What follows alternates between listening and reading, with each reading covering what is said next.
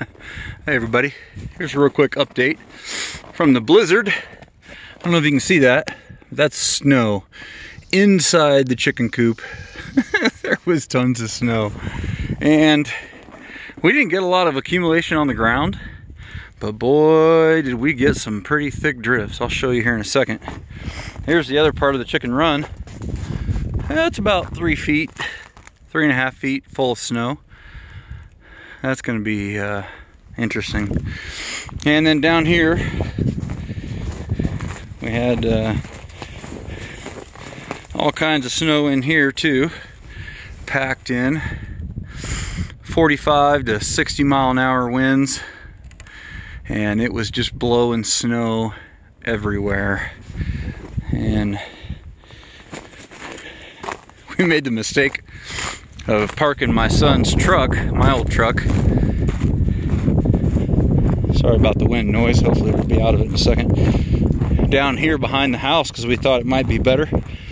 Well, when the wind comes out of the north and it's snowing real hard, we get some pretty thick drifts down here.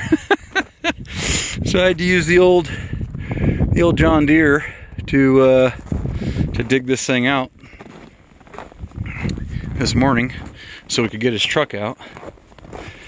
And I had pre-positioned my generator down here, and it got mostly covered in snow at first, so I had to pull it out, and then we ended up using it out here. And we have my transfer switch cable over there that goes to the transfer box on the side of the house. If you guys aren't familiar with a transfer box, maybe I'll do a video on it, but I'm going to put in a screened in deck right here. But it's all full of snow now, so yeah, it's been an interesting couple of days. Had the power go out.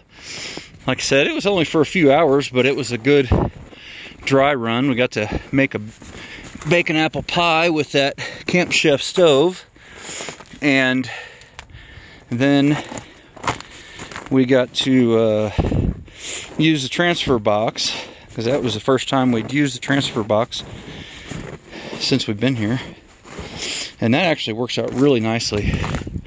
But the thing that saved the day is that right there. That saved so much work, I can't even tell you. We also dug the neighbors out. They had about a 7-foot drift in front of their house, and so I dug them out too. But anyway, it's been fun.